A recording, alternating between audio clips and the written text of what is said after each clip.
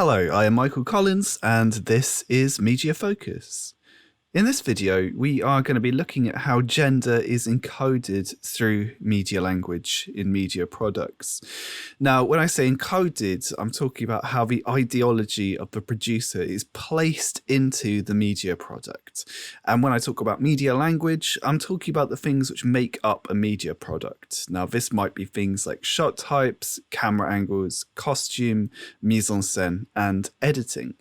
And in order to explore this idea, I am going to be looking at three stills from three very different media products released at substantially different times.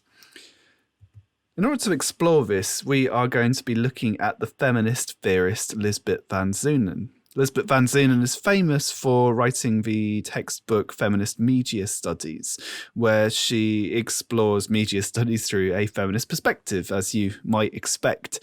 One of the most important things that she does discuss in this book is this idea that men and women are represented very, very differently by media products. So, for example, a man might be shot in a completely different way to a woman, and aspects such as costume, such as editing, and such as mise-en-scene will construct very, very different ideological perspectives. So this isn't just in terms of the discourse, this just isn't in terms of the dialogue or anything like that. This is also in terms of every aspect of media language as well. So what we're going to look at now, just very briefly, are three examples of how gender can be encoded through media language. And this is a really, really good introduction to thinking about how we can explore every media product within media studies and consider how men and how women are represented differently.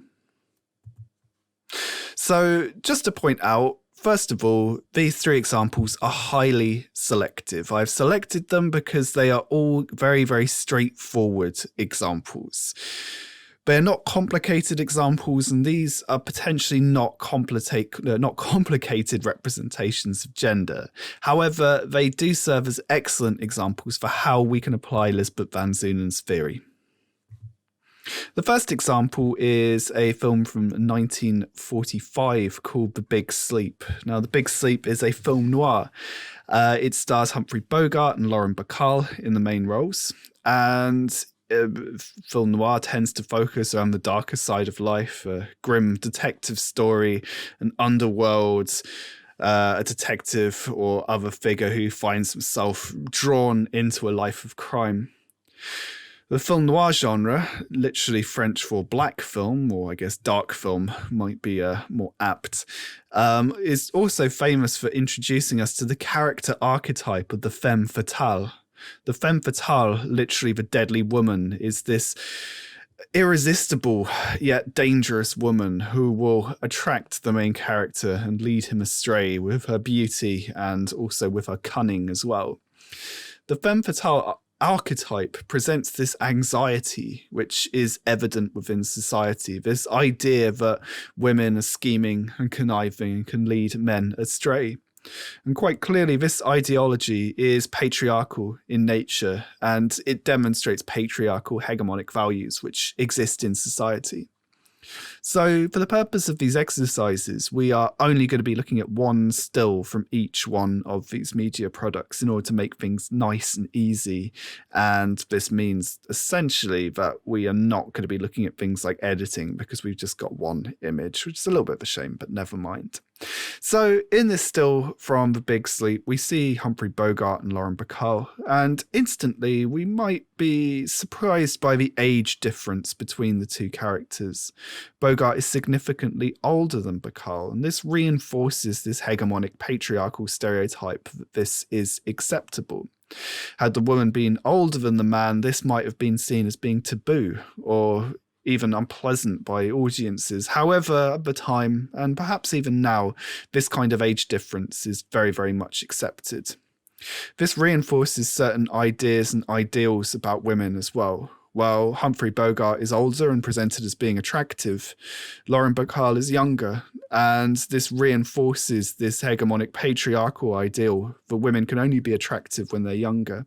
It's also worth pointing out at this point that Humphrey Bogart and Lauren Bacall were married as well, and this is one of the reasons why they were cast together in the film. Other codes and conventions that we see within this shot include the costume of the two characters. So Humphrey Bogart is wearing a suit. This connotes power, this connotes autonomy, and this connotes strength.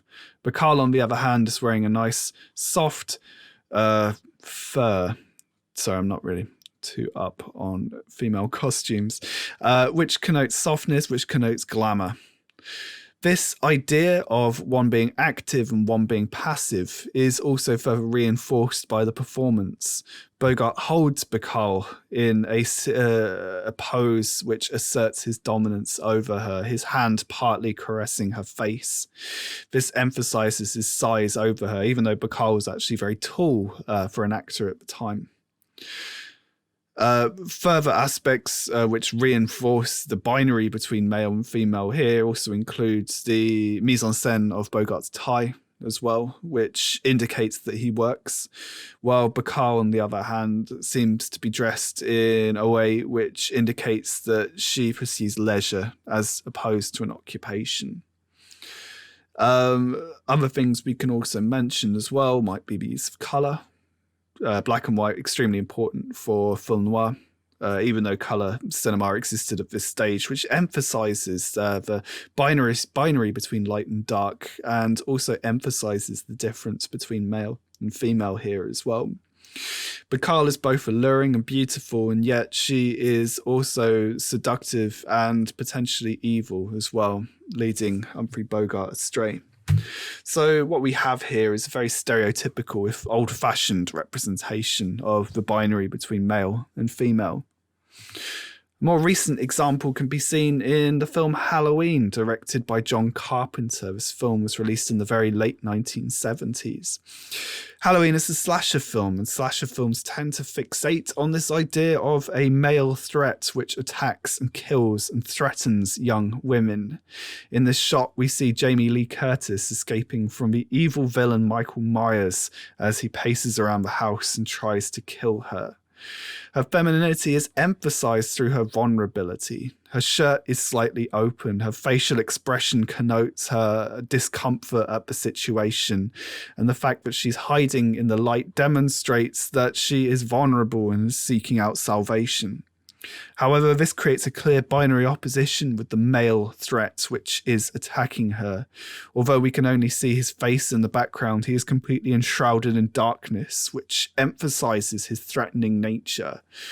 The binary between the cool, calm, calculated Michael Myers and the scared Jamie Lee Curtis, I have no idea what she's called in the film, who knows, really emphasizes this binary between male and female.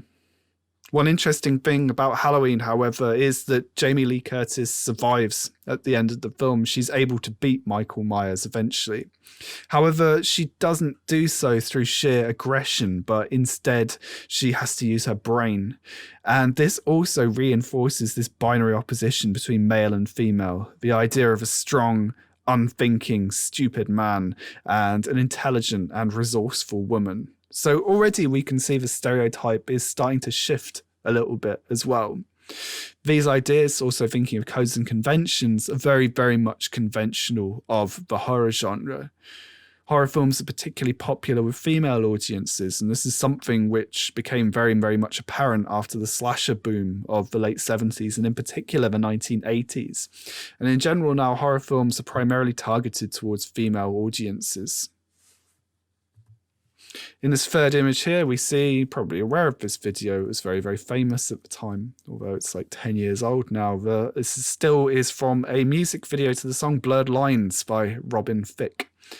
The song itself is absolutely appalling and was stolen, and the composers, inverted commas, ended up getting sued, and he lost all revenue from releasing the song, which is great because it's a horrible and sexist and snide look at the relationship between men and women. In this shot here, we see Pharrell dressed in a suit. He is wearing a hat, a bowler hat, quite similar to Humphrey Bogart's from The Big Sleep. Once more, this emphasizes his dominance, his assertiveness, his power, his privilege, and his confidence as well. His confident and even sexually leering facial expression leads us to the other items of mise-en-scene in the shots. Unfortunately, and in a very sexist way too, almost naked women are left standing around him. They contribute nothing to the actual song. They are not performers. However, they're there to be looked at. This is reinforced by Pharrell looking directly at them throughout the music video, often in a fairly leering and sexually aroused way. This reinforces this notion of the male gaze, the idea that women function within media products to be looked at by heterosexual men. But even beyond the fact that these women are naked and hegemonically stereotypically attractive, there are also other aspects of this video which are troubling. For example, the woman on the left of this image, she is boxed in by Pharrell, almost as if she's been stopped from being, from getting out. She's also holding a lamb, which has many connotations here.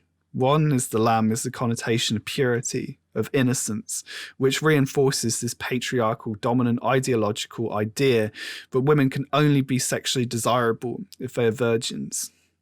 The lamb also represents youth and innocence as well, which again reinforces yet another patriarchal, hegemonic notion that women can only be desirable if they're young.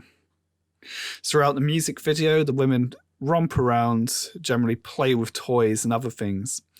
This is not only an example of sexual objectification, this process of presenting women not as a person or anything with autonomy, but instead as an object, and a sexual object at that. But this is also an excellent example of infantilization, this process of taking a woman and making us hold an animal or play with toys in this video suggests that women are much more like children than men. Their sole function here to be looked at by a heterosexual male audience. So once more, these three videos are fairly extreme examples. They are great examples just to chuck into your essay as what we call an ancillary example, just to kind of back up what you're talking about in pretty much any industry.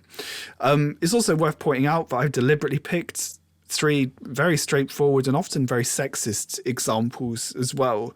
And I think that when we're viewing especially modern media products, we need to really, really point out that things have changed. This idea of fluidity, the changing values which change as time goes on. As time does go on, patriarchal hegemonic norms might change and might shift, although, as we can see from this still here, that it's very, very common for music videos to still instill sexist values towards its target audience. The producers and the performers of this video insisted that this was just a piece of fun. However, if we're to consider someone like Stuart Hall or George Gerbner, we know that by reinforcing and representing stereotypes, this reinforces the hegemonic ideas that these ideas are true and that these ideas are acceptable. If we keep seeing the same message over and over again, then this reinforces that this is an acceptable way to act and this is an acceptable product to produce.